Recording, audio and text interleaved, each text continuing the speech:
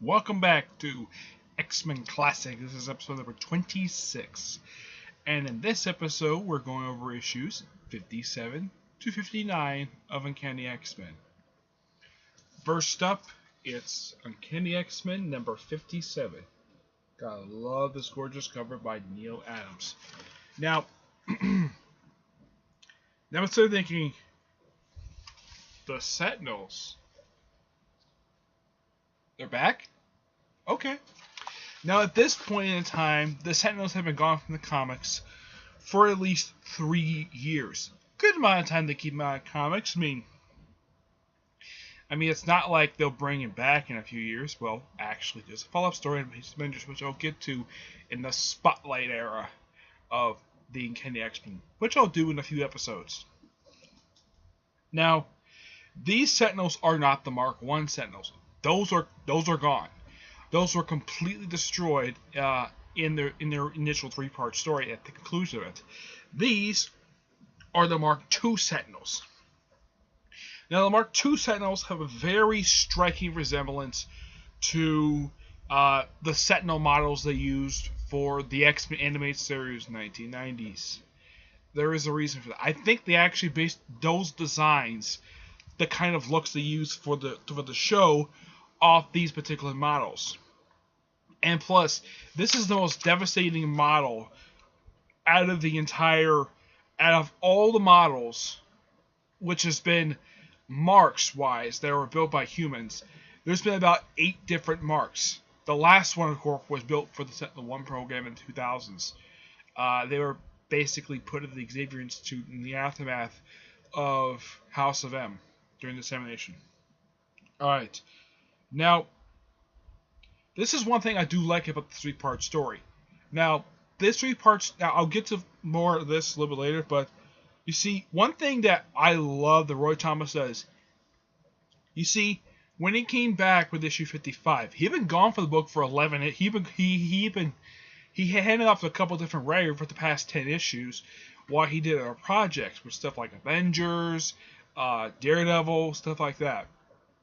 So what he's doing comes back to the book, he basically builds on the previous 10 issues. Yeah, he does. He has a lot of building. This 3-parter basically was something that the previous issues have been kind of leading up to.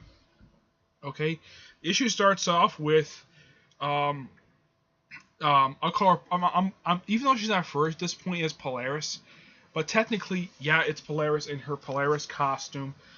She's testing out her powers, and I think it's the Xavier Institute. Well, actually, it's in she's in New York City, and then the Sentinels attack.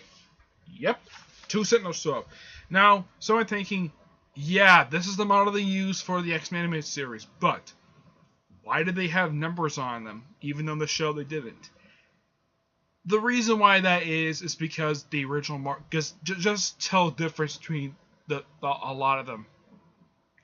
And my guess is the reason why they want to use numbers for the show, because even though this is the 60s and this is okay, but if you see this on an animated show with robots with numbers on them like that, you're probably like, that is so silly. Why the heck would they have numbers on them?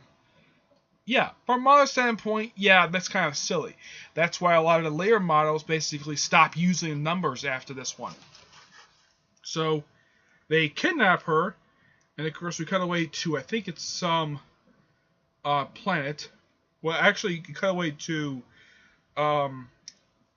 Egypt, where the X-Men are still dealing with with Havoc's powers. His powers are completely out of control, and he has not been properly taught to use them. So, and of course, this is kind of even though that the previous Pharaoh story had been concluded with the previous one, this is sort of like an aftermath. This is like part aftermath-ish, despite the fact this is sort of a great story. Yeah, and they don't know these Egyptians are idiots, thinking that, oh, the X-Men are the menaces, he thinks that this archaeologist is a menace, and he says, The beardless youth? Okay. The reason why that is because this is Egypt in the 60s. Even the present day that they do this, a lot of Arab men have beards. That's the reason why he says that beardless youth. Says so right there at that particular line of dialogue. He says that beardless youth because Arab men, now if you see any Arabs living here, a lot of them are usually do have beards, but not really long ones, or they're clean shaven. It's their choice. But in Egypt and in the Middle East and Arab countries, from what I can tell, they have to grow beards, or at least some kind of facial hair. It's, let's just say, it's taboo, and it's basically looked down upon if an Arab man does not have a full beard, or at least some type of beard. That's the reason why he says that beardless youth. Despite the fact the way Neil Adams draws his character, he kind of does have a beard. You can see it. You can't see it when you first see him on a horseback in this panel here. You can't see it that well, but you can see in this panel right here. You can see he has sort of a partial beard. Not like a beard that covers his entire face. Some old Arab men do have beards like that, but not all of them from pictures and videos I've seen. I, of course, have never met any Arab men, so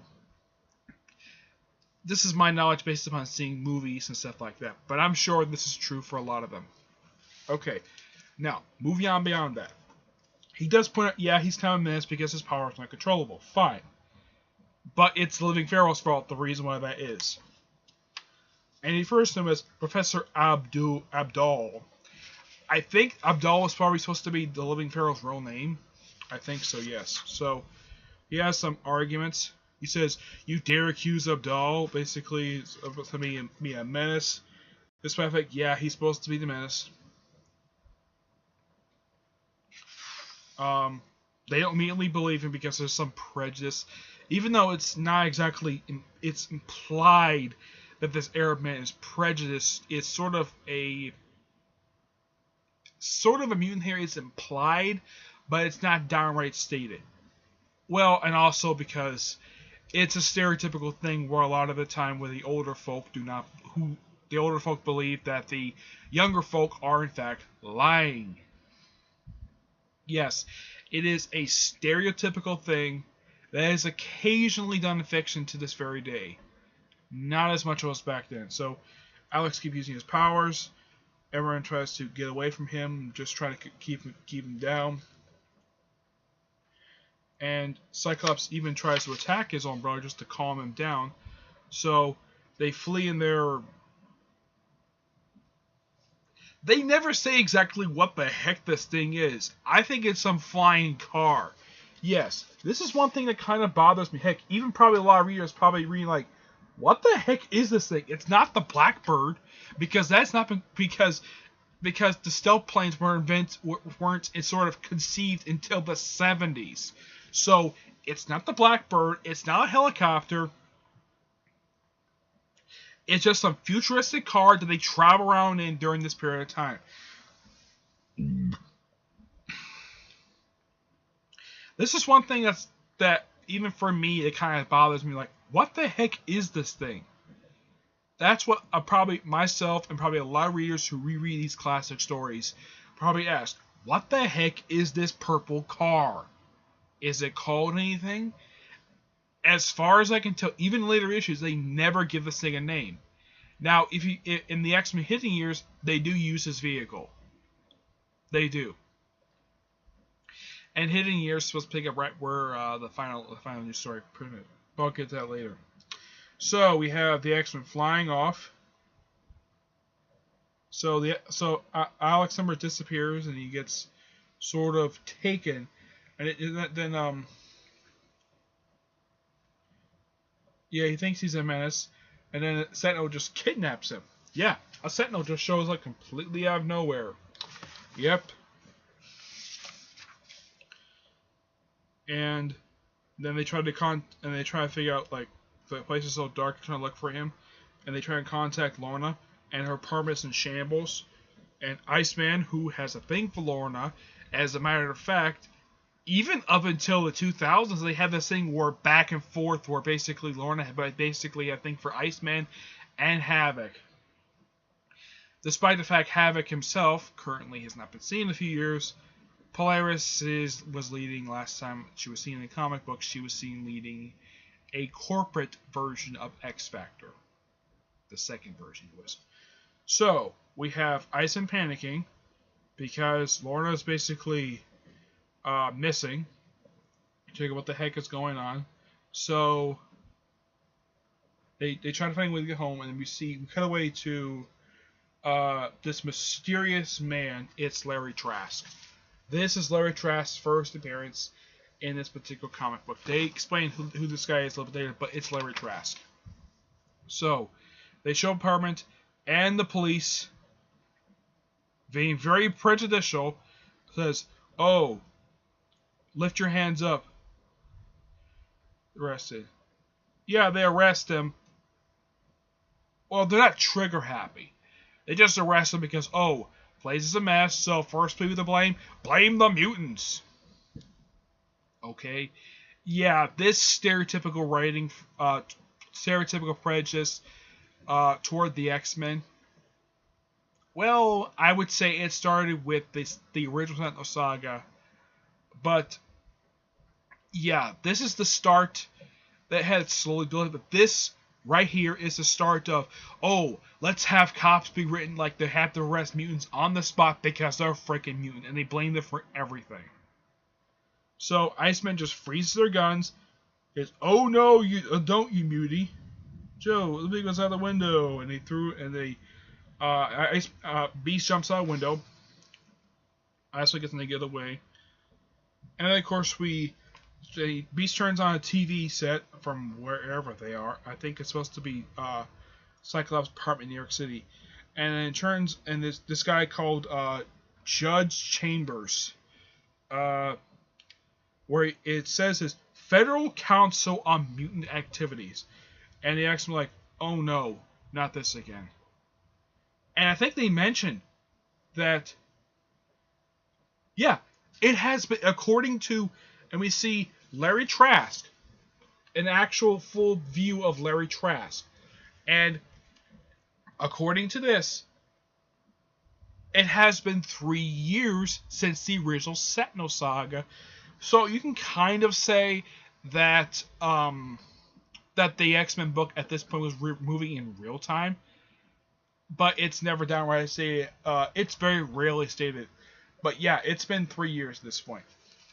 So yeah, they recognize him as, he says, you think he must be the son of Bolivar Trask? Yeah, he is.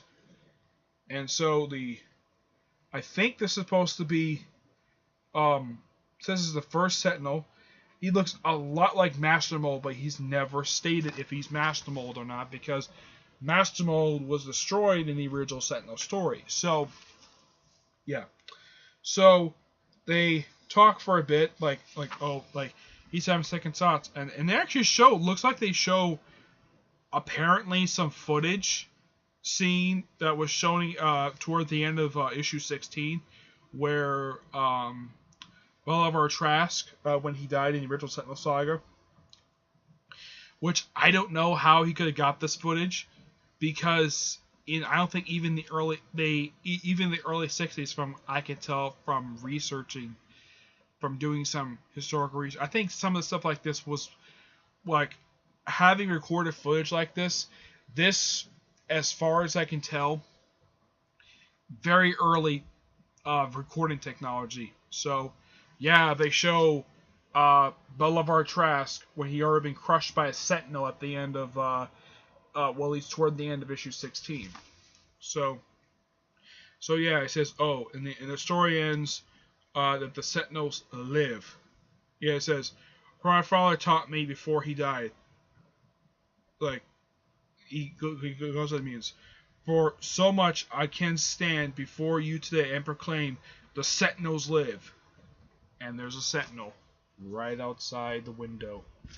But we have a backup story that story doesn't end there. We have a backup story. It is not written by Roy Thomas. It's written by Linda Fett. I have no idea who this person is. She must be a woman. But I have nothing against female writers. But yeah, so we have just a story called Theme of the Species. The whole point of this backup story, showing off Jean Grey's powers. Yeah, her showing off for telepathy. Yeah, it's a nice little backup story. It's a pretty decent story for what it is. I mean, that's simply all it is. Just her showing off her... It's a quick 3-page story showing off her powers. And as far as I can tell, last backup feature. No more backup features. So, now we cut away to X Men no 58. Despite the fact it's not referred to as Uncanny X Men 58, on the cover it says X Men. It didn't get the name Uncanny until issue 140. I think it was 142. Yeah, 142, which is about 100 issues after this one. So, issue opens up. Well, the story is called Mission Murder. And we have a Sentinel attacking Iceman and Beast. That's how the issue opens up. And this is something I do appreciate for later writers to do, because a lot of the time when these issues open up, when it features the X-Men, a lot of the time they're in danger. This is actually quite unusual at this point in time. So they fight the Sentinel while the TV is going on. Of course, Larry Trask is ranting about the X-Men possibly murdering his father, even though that's completely untrue. It was a Sentinel who basically killed him. Yeah, he doesn't get all the facts. So, yeah, so he's ranting while a fight is going on. This goes on for several pages. So he puts on that strange helmet he had on briefly in the previous issue, and of course, the X-Men... This fight between where Iceman and Beast take on a Sentinel. This goes on for, let's see, 1, 2, 3, 4, 5 pages of a fight. And from what I can tell, they don't destroy the Sentinel. They just run away from it.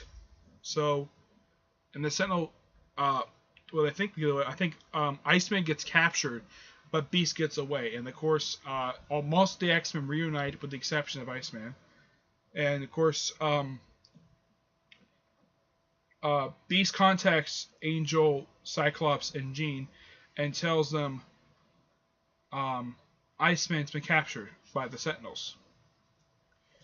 And everyone's like worried.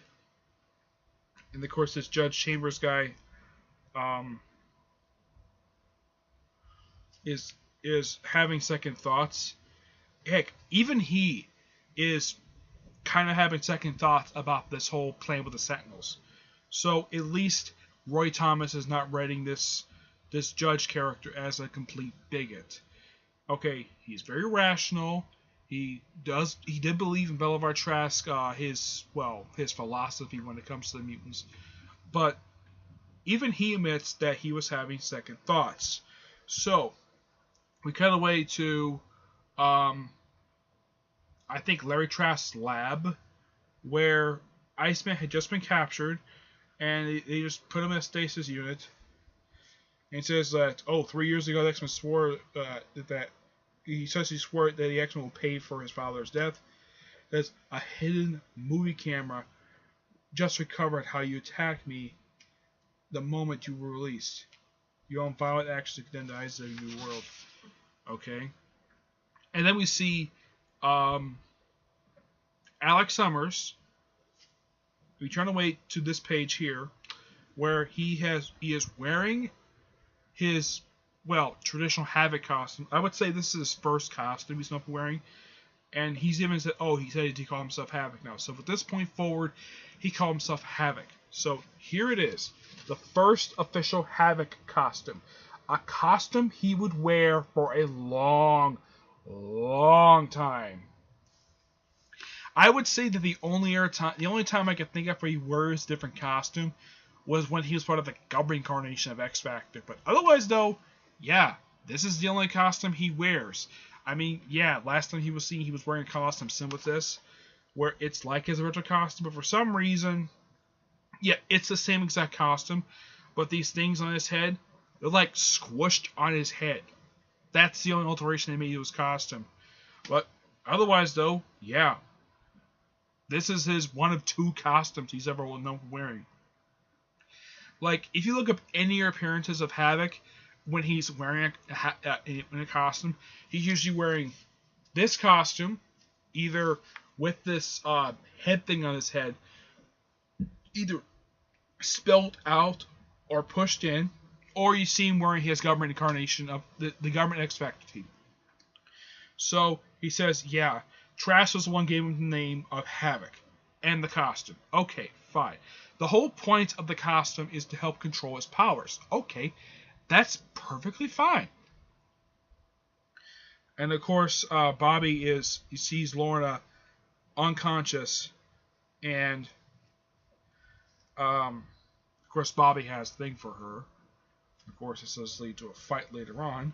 So yeah, so it says, oh yeah, not a major interpersonal relationship. So like, yeah, they talk for a bit. There's a lot of dialogue in this page. We see a Sentinel. While they're talking, they're having an argument. All of a sudden, a Sentinel shows up. Yeah, well, this does make sense because they're actually in the building which Larry Trask makes Sentinels. So yeah, so Havoc just Lorna basically tries to take Lauren away. Havoc attacks the Sentinel and pretty much almost wrecks it. Like, I think he blasts off an arm. You see, and here's the thing. Larry Trask calls the Mark II Sentinels Neo Sentinels. I do not know why. So he, oh, I should mention this before we continue. Larry Trask is wearing a medallion. Yes, this particular medallion will come to play later on in this very storyline. So, he says, Lauren says, don't fight him, Alex. It means your life. Hang my life. And yet, if I fail, the living monolith walks in. And Larry Trask is laughing at the living monolith. Did you see the living monolith? And just by coincidence, we cut away to the living monolith. Yeah, he's about to use his power, and then the Sentinels capture him. Yep. He's like, okay. Yeah, he mentions a character from the previous storyline, and bam, he's like, oh yeah, let's send a Sentinel out to capture him. He's immune. Go capture him. Okay, fine. So, of course, there's some basic news, and then, of course, the Sentinels, at least 4 Sentinels look like 2 Sentinels. They capture Angel, and then, of course, they go after Mesmero and Magneto. About to reveal that in a minute what he really is. Yeah, this is a kind of a follow-up. Now, the whole thing with Lily Mott, that's the follow-up of the previous story arc, and the whole thing with Magneto. That's 2 story arcs prior to this one. Oh yeah, and Roy Thomas retcons that this Magneto is a robot. Yep. So the Magneto from issues 40 and 52 was in fact a robot. Yeah, this is a complete retcon. So yeah, Magneto is still missing. He does come back later. He comes back in the 2 follow-ups. He comes back in the couple follow-up stories, and so Mesmero is taken. So yeah, so he takes characters from 2 previous major story arcs. Yeah. So 53 is just a standalone issue, if I remember. And 40 and 52 was a 4-parter. And of course you have someone from the previous story arc. Yeah. So you have 2 characters, the 2 main antagonists of the 2 previous story arcs. Right here. Wow. That is something. Good job, Roy Thomas. Bringing back these characters. Yeah, just do follow-ups or just messed up. Have with the previous story arcs. And of course, we cut away to, well, after Mesmero was taken, Larry Trask is like, oh yeah, we haven't taken our facility. It's like, oh yeah. Meanwhile, I'm signaling that Judge Chamber approaches. And of course, Judge Chamber comes in this semi-futuristic craft, which I really wish there was a profile thing of what the heck this vehicle is. Because this is so advanced, well, it's the Marvel Universe, so yeah, I can live with it. But last time I checked, I don't think even the military have vehicles like this. So okay, fine. So like, yeah, is it like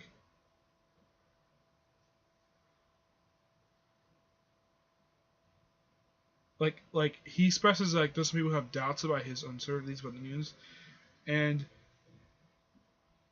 then Larry Trask is basically appalled by he's basically aghast by saying by have after hearing Judge Chambers said that it's humane. Yeah, Larry Trask thinks they're not mutants, so yeah, Judge Chambers is a federal jurist. Okay, fine. So then we cut away to, well, actually, it's at the same place. So the X Men have basically found where their base operations is. Well, they see, yeah. Yeah, they find the base operations, and of course, there's a flashback that says, oh yeah, do not, where Bolivar, yeah, in his first time he's been seen since that initial three-part story, says, do not remove this medallion. So, yeah. So, the issue kind of is quite of a surprise. And of course, and here's a surprise. No one's seen this character for a while. Banshee is back. Yep, first time since the Factor 3 storyline. So at this point for him, it's been only just 2 years. So, yeah, bring him back. Okay, bringing that character in. Says, oh no, you young fools. Like, this is a mutant of House Mutants. And then he just rips off the medallion. Says, oh yeah, he's a mutant. Tells him to destroy. And then, prior to doing that, he had ordered the Sentinels to kill all of the mutants in the area. And because he is a mutant, the Sentinels simply just says, it says that the mutant he detected was him. Okay, that is actually a really interesting plot twist. That the big bigger for this particular storyline, Larry Trask is in fact a mutant. Yeah, that's interesting. So, and we cut away, and then we have the final part of the storyline, X-Men 57. Another gorgeous cover by Neil Adams. The Last X-Man.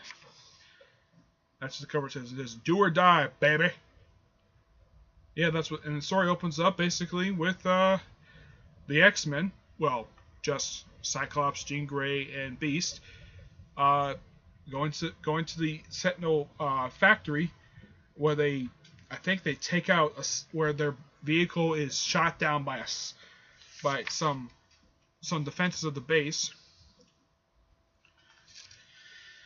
Yeah, so basically, this is a mutant, and of course he tells him that the reason why he told him not to remove the medallion because the medallion basically shields him his powers.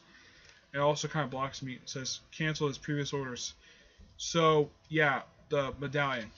So, yep.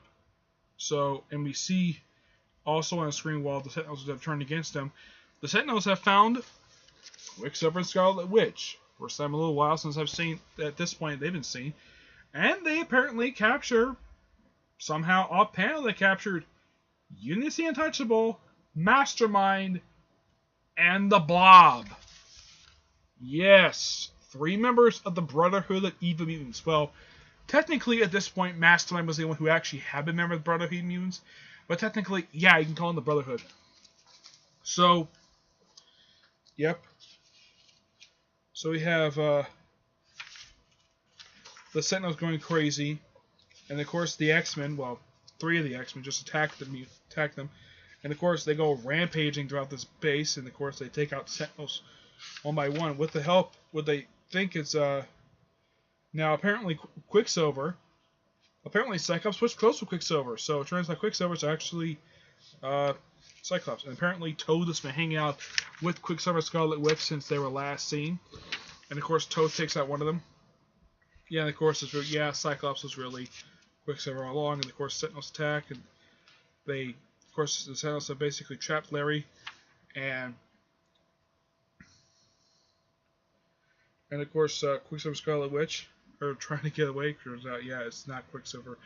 Quicksilver's nowhere seen in this story, but it's just Scarlet Witch casting her powers, and a lot of tense action. Of course, Havoc gets freed by Judge Chambers, and Judge Amos nearly gets killed. This is a disaster. A human has been harmed by a Sentinel. Yeah, I think it's just like, and the Cyclops is going, like, oh, let's just blow everything up with this optic blast. Yeah, they're just blowing everything up like crazy.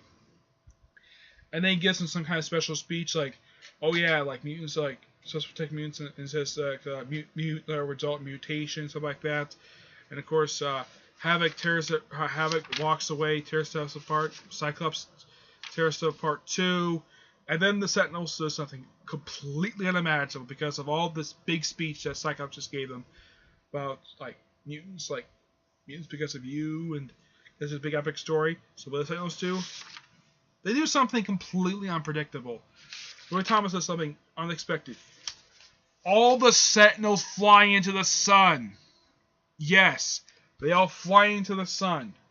And then the storyline ends simply with Havoc being wounded and Larry Trask, I think, where he is somehow, and we cut away to a mysterious man says, "Yes, this is Dr. Lagos. You are students, my late colleague Charles Xavier." "No, I'm not doing anything at the moment. Nothing leads to permanence." "By all means, bring your brother to my office at once. I wish we a man called Lagos." And we'll finish up. We'll continue about who this character is, because he's one of the biggest X-Men characters of all time. Probably one of the best ones. Now, final thoughts on this particular story. This is one awesome story by Roy Thomas and Neil Adams. They do a great job. Now, somebody showed you, there's a lot of epic suspense, unpredictability, something very original for the X-Men book for doing at the time. So, yeah. And basically, what did Roy Thomas do? He didn't technically build with every single issue that happened like right after he left. He just built up on what happened from issues 49 to 50. I would say 56. Basically, he built up. Basically, he does follow-ups in this particular storyline from the two previous four-parters, which is really good. The fact he did that. And this story is widely considered to be one of the best Sentinel stories of all time. And some of the stuff is followed upon in later stories, especially as this reporter does get followed pages of Avengers, issues 102 to 104, which I will do a review of that later. But otherwise, though, these three issues are really good. The Jean Grey backup story was okay. So, yeah, I get the actual Sentinel story a 9 out of 10. Awesome story. The Jean Grey story, I give that an 8. Great artwork by Neil Adams, and great writing too. But a little too much dialogue for some of these pages. Okay? So, that's it for this episode. Stay tuned for the next episode, which I'm going to do issues 60 to 63. Yeah, another episode. I do 4 issues. Haven't done one of those in a while. Okay? But until then, see you there. Bye.